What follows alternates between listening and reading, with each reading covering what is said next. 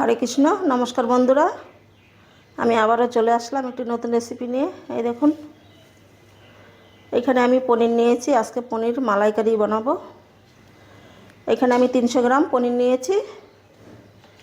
পনিরটাকে আমি এইরকম করে একটু মোটা মোটা কেটেছি। আপনারা আপনাদের পছন্দ মতন কেটে নেবেন। আর এখানে আমি 1 বাটি নারকেল কোড়া নিয়েছি। এটা থেকে আমি দুধটা বের করে নেব। আর কিছু মশলা নিয়েছি, এই দেখুন, জিরে, কাজু বাদাম, কাঁচা লঙ্কা আর একটা টমেটো। এগুলোকে পেস্ট বানিয়ে আসছি। নারকেলের দুধ বার করা হয়ে গেছে, মশলাটাও পেস্ট করা হয়ে গেছে। আর এদিকে আমি একটা কড়াইতে তেল দিয়ে দিয়েছি। তেলটাও গরম হয়ে গেছে। এই দেখুন, আমি সরষের তেল দিয়ে রান্না করছি। এখন আমি এই পনিরগুলো ভেজে নেব।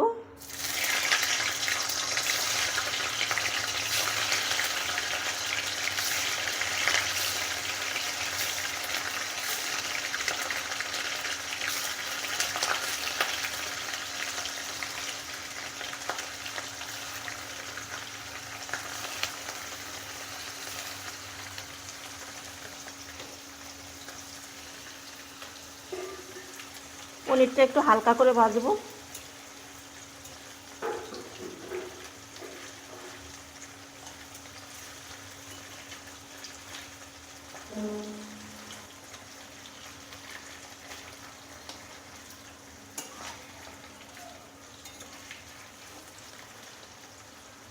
পনিরটা ভাজা হয়ে গেছে, এই দেখুন।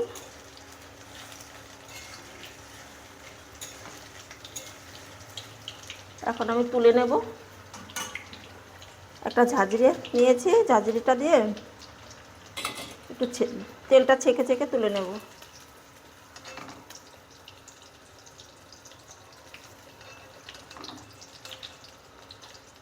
আর এদিকে এই দেখুন, আমি গরম জল নিয়েছি। পনিরটাকে এখন গরম জলে দিয়ে দেব।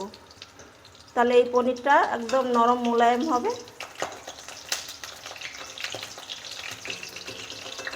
বাকি পনিরটাও একইভাবে ভেজে নিচ্ছি। এই দেখুন, পনিরগুলো সব ভাজা হয়ে গেছে। এই তেলে আমি রান্নাটা করব, আর তেল দেব না। একটা তেজপাতা দিয়ে দিলাম, দারুচিনি, এলাচ,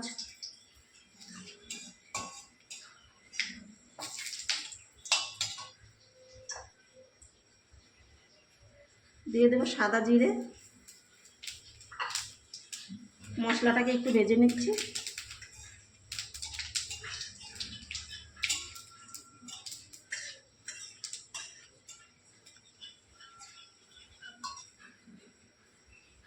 যে মশলাটা পেস্ট করে রেখেছিলাম সে মশলাটা দিয়ে দেব।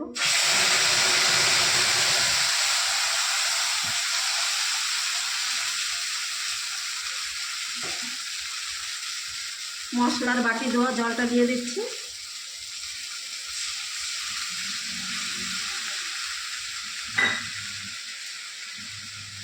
দিয়ে দেবো হলুদ, আর দিয়ে দেবো লবণ।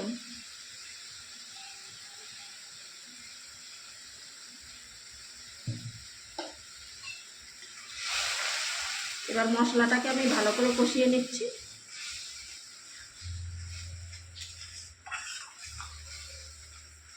মশলাটা কষানো হয়ে গেছে। এখন আমি নারকেলের দুধটা দিয়ে দেব।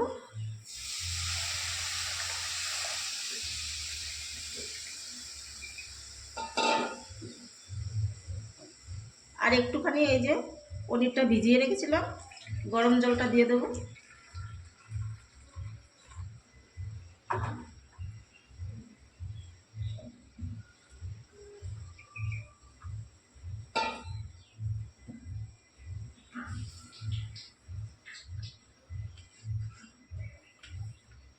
এবার কিছুক্ষণ ফুটিয়ে নেওয়ার পরে তারপরে পনিরগুলো দিয়ে দিচ্ছি।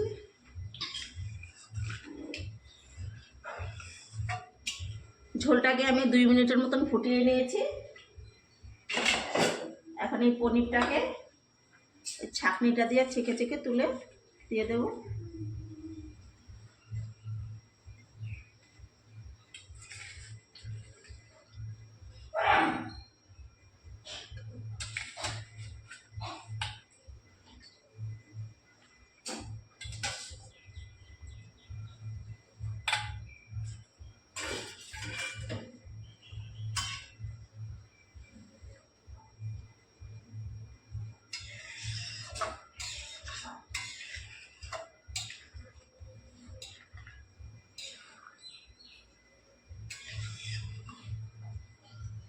এখন আমি ঢাকা দিয়ে দেবো। ঢাকা দিয়ে 5-6 মিনিট রান্না করে নিচ্ছি। ঢাকা দিয়ে আমি 5 মিনিট রান্না করে নিয়েছি। দেখুন, এখন আমি একটুখানি কসুরি মেথি দিয়ে দেবো। এই যে হাতে একটু ঘষে দিয়ে দিচ্ছি।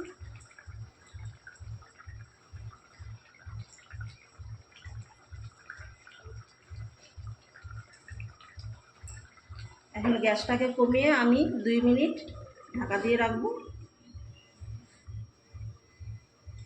2 মিনিট হয়ে গেছে, ঢাকাটা খুলে নিচ্ছি।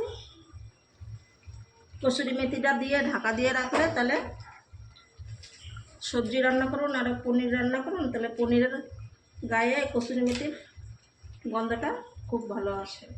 এই দেখুন, এখানে আমি গরম মশলা নিয়েছি, অল্প করে দেব, বেশি দেব না।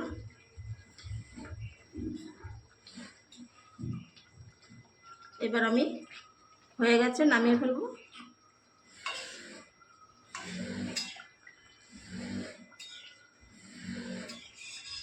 এই দেখুন, আমি নামিয়ে নিয়েছি। এখন একটা পাত্রে ঢেলে নেব।